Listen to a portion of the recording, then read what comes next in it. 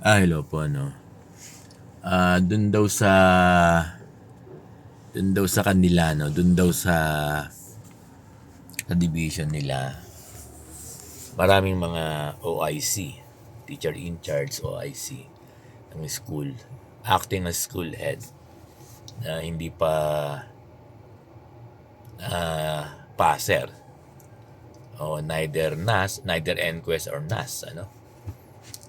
Parang yung mga teacher in charge na to o acting as school head, magte-take pa lang sila ng NASH.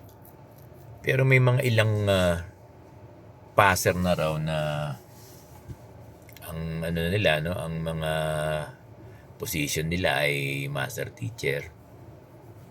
Nasa classroom pa rin, ano. Ano bang dapat gawin? Alam nyo, dapat nilalagay na kayo, 'di ba? Dear superintendents, no?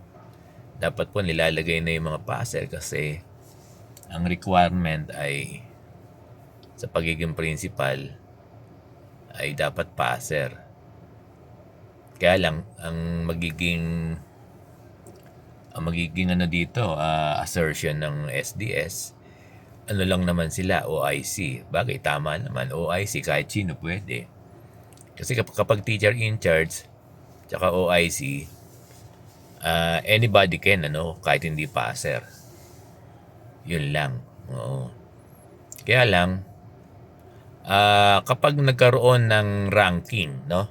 Yan.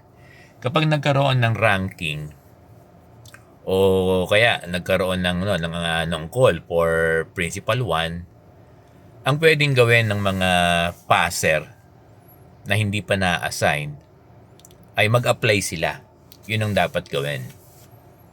Wag nang mag-sentiment na alisin yung mga nakalagay ng OIC, teacher in charge na hindi passer. Ngayon, kung magkakaroon ng call for principal 1, reclassification or natural vacancy, pwede nang mag-apply yung mga master teacher na wala pang school. Ngayon, kung mag-top sila sa ranking, at kasi sa qualification ng principal 1 dapat passer, so yung mga teacher in charge at school head, OIC, na hindi passer, hindi sila po pwede mag-apply dun sa call ng ranking ng principal 1 kasi dapat passer. Kaya makakapag-apply lang dito yung mga master teacher na nasa classroom na passer. Dapat yung mga master teacher na passer na nasa classroom till now, huwag niyo nang questionin na bakit yung mga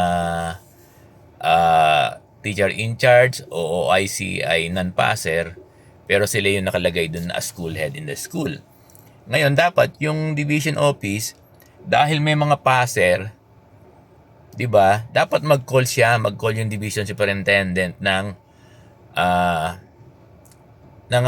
submission of application for reclassification or natural vacancy ng principal 1. Then yung mga passer na wala pang school, pwede sila mag-apply. Pero sila lang magiging qualified kasi hindi po pwedeng mag-apply diyan yung mga hindi qualified. Kapag hindi ka passer, hindi ka po pwedeng mag-apply. Kaya ang magiging situation niyan, kung sino lang yung mga passer, sila lang pwedeng makapag-apply.